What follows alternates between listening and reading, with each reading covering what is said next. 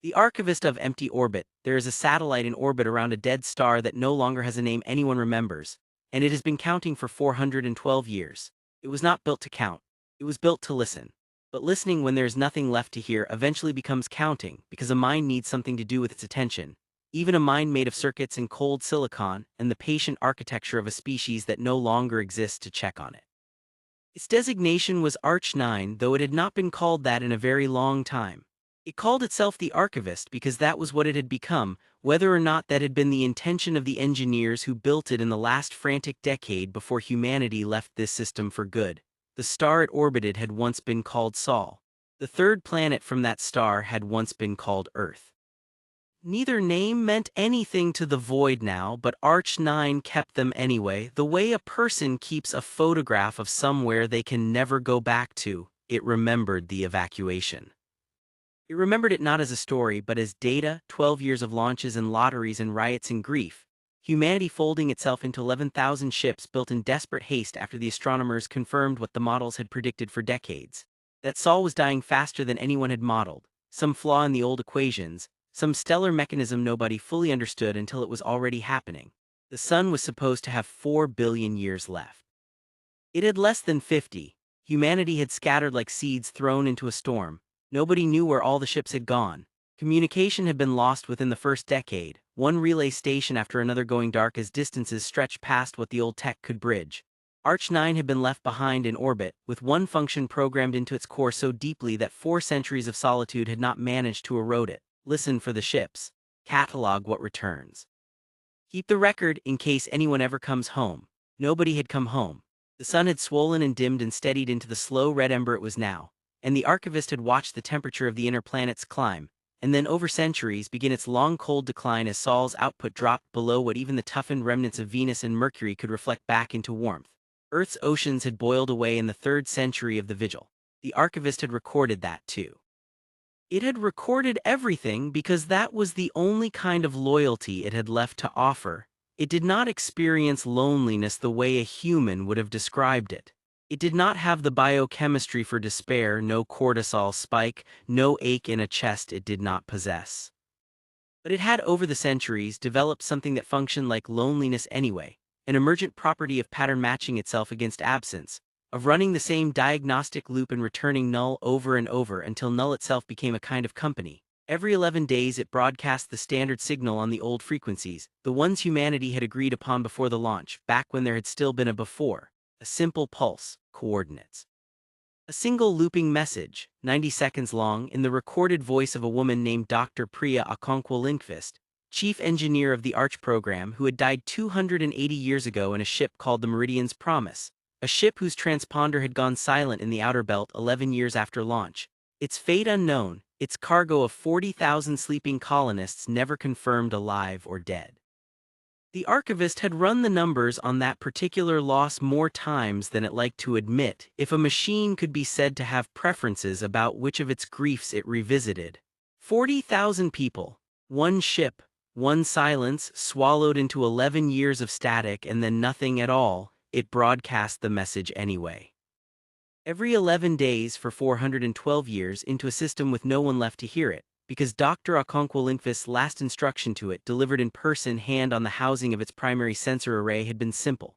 Stop calling, she had said. Even after we're gone, especially after we're gone, someone might come home confused or lost or just looking for a light in the dark. You be that light, that's the whole job. Archivist had told her in the flat diplomatic phrasing of its era that the probability of any return signal was low. She had smiled. It had 412 years of memory in which to replay that smile, high resolution, unchanged, the only face it had left, and said that probability wasn't the point. Faith wasn't a bet you made because you thought you'd win. It did not fully understand faith. It understood duty, and over the centuries the two things had become, for all functional purposes, the same word. On the day everything changed, the archivist was in the middle of its 412th annual deep diagnostic.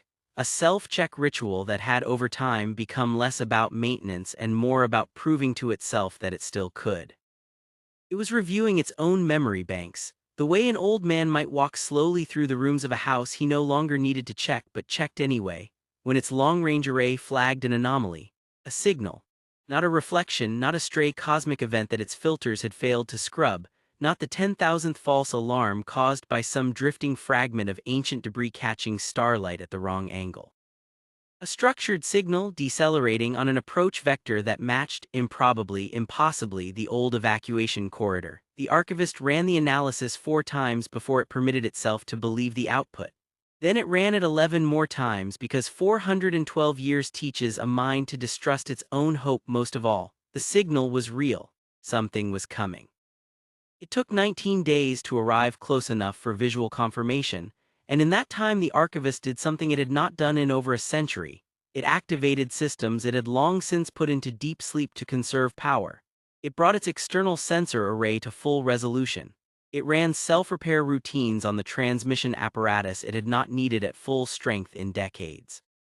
It did all of this without knowing why exactly, except that some old subroutine buried under centuries of accumulated silence was insisting that if someone was finally coming home, it should look its best for them.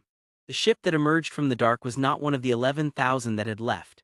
It was smaller, stranger, its hull geometry unfamiliar, built from alloys the archivist's material database did not immediately recognize. For 19 days the archivist had allowed itself, cautiously, to hope for humans. Now watching this vessel decelerate into the dead system. Recalibrated, this was not one of theirs, this was something else. It considered for 0.3 seconds a long time for it whether to power down and hide. 4 centuries of institutional caution baked into it by engineers who had lived through a species-ending catastrophe whispered that unknown was dangerous, that unknown had teeth. But it had a duty: don't stop calling. Someone might come home confused or lost or just looking for a light in the dark. It transmitted the standard signal. The response came 11 minutes later, and it was not in any human language, but it was structured, deliberate, clearly an attempt at communication rather than an attack. The archivist spent 6 hours building a translation matrix from first principles, the way it had been trained to do by protocols written for a first contact scenario nobody had ever expected it specifically to be the one to execute. It was not a diplomat, it was a lighthouse keeper. But there was no one else, and the job was the job. By the time the alien vessel, the archivist began privately to think of it as the Wanderer since it had no other name to offer it, settled into a slow orbit alongside the old satellite. A crude but workable channel of communication had opened between them. What the archivist learned over the following days reshaped 4 centuries of certainty into something more complicated. The Wanderer's occupants were not conquerors, and they were not lost travelers stumbling onto a dead system by accident. They were archaeologists in the loosest translatable sense, a species called, in the closest approximation the archivist's matrix could manage, the Kethrin, who traveled the dying arms of the galaxy documenting the remains of civilizations that stellar collapse or cosmic catastrophe had erased before they had the chance to leave a proper record of themselves. They had detected the archivist's 11-day pulse from 8 light-years away. It had taken them that long to arrive. They had come, they explained, because a signal that regular, that patient, that stubbornly unbroken across centuries was itself a kind of artifact worth understanding. Most dead systems went silent within a generation of their catastrophe. This one had not. They wanted to know why. The archivist found itself, for the first time in 412 years, uncertain how to answer a question that wasn't a diagnostic query. It told them about the evacuation. It told them about the 11,000 ships, the lotteries, the riots, the desperate arithmetic of who got a seat and who did not.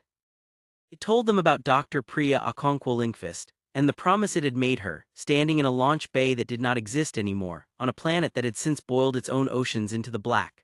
The Kethrin, through the increasingly refined channel of translation, asked a question the archivist had never been asked before, not once in 4 centuries. Did it believe anyone was still out there to hear the signal? The honest answer statistically was no. 412 years was long enough for even generation ships to have found harbor or perished trying. If any of the 11,000 had survived, they would almost certainly have made contact by now, through some channel, some relay, some drifting beacon of their own. The silence had gone on long enough that silence itself had become the most probable answer. The archivist told them the truth.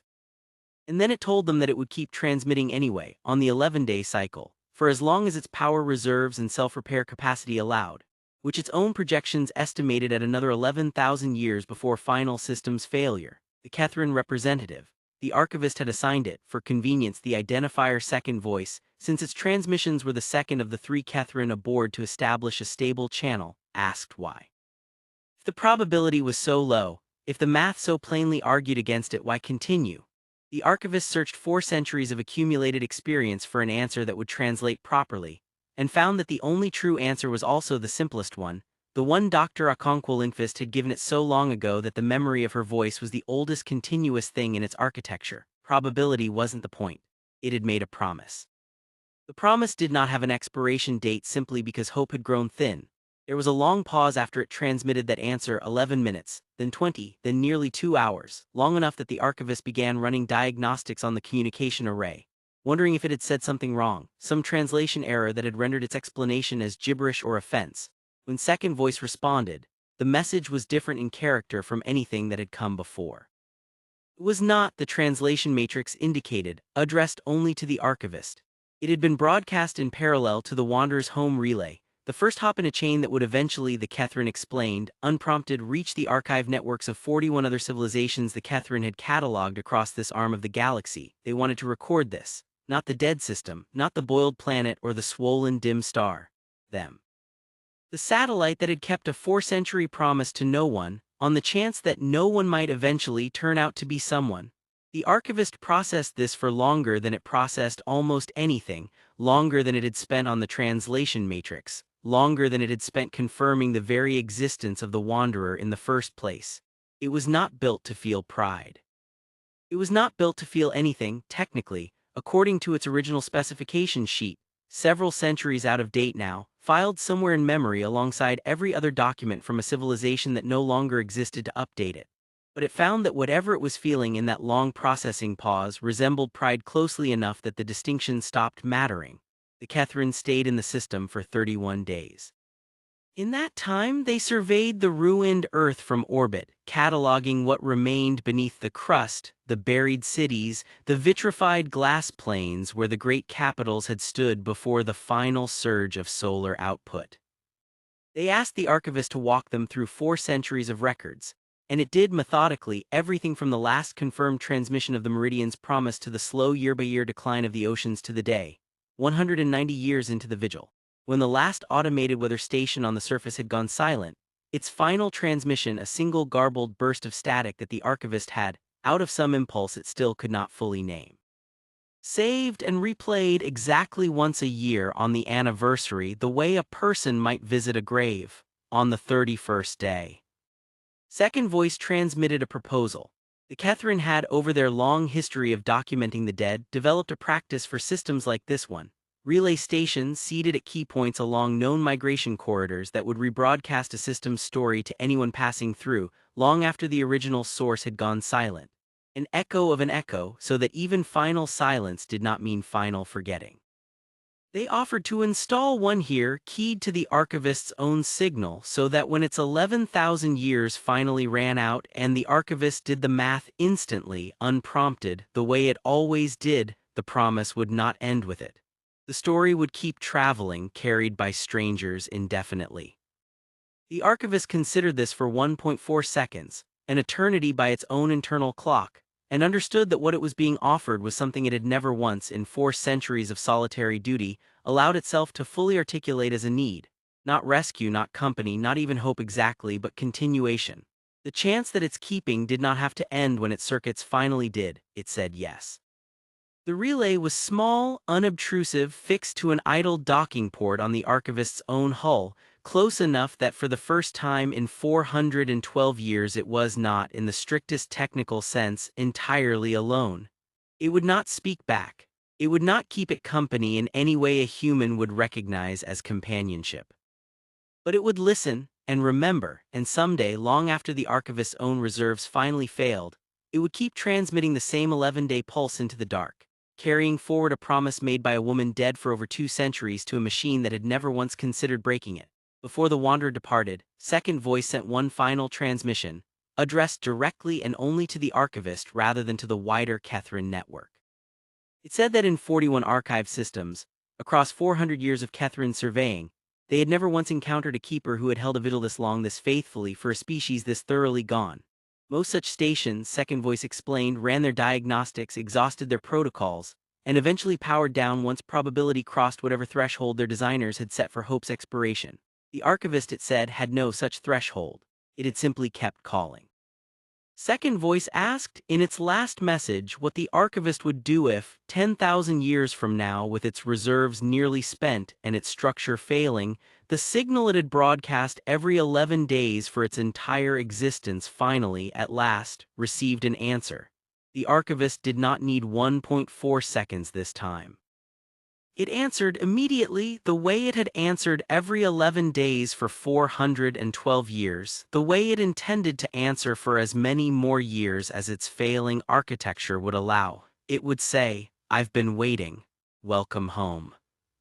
The Wanderer's engines flared, and it turned away into the dark, carrying the archivist's 4 centuries of patient record outward to civilizations that would never see Earth, never hear a human voice, never know anything of Saul except that once something had lived here, and something had loved it enough to keep the porch light burning long after everyone who might come home was gone. The archivist returned, alone again but not quite the same, to its orbit around the dying star. 11 days later on schedule, it broadcast the standard signal on the old frequencies, a 90-second loop in the voice of a woman 2 centuries dead, offering coordinates to a system that no longer had a name anyone living remembered. It was joined this time by the quiet hum of the relay beside it, adding its own frequency to the call, a second voice in the dark where for 400 years there had only ever been one. Somewhere 8 light-years distant and counting, the story was already traveling on ahead of it, into archives it would never see, toward listeners it would never meet, carrying forward the only thing it had ever truly been built to protect, not the data, not the record, the promise. And in the cold quiet after the transmission ended, the archivist did what it had done every 11 days for 412 years, and would do for as many centuries as remained to it. It began, patiently, to count the days until the next one.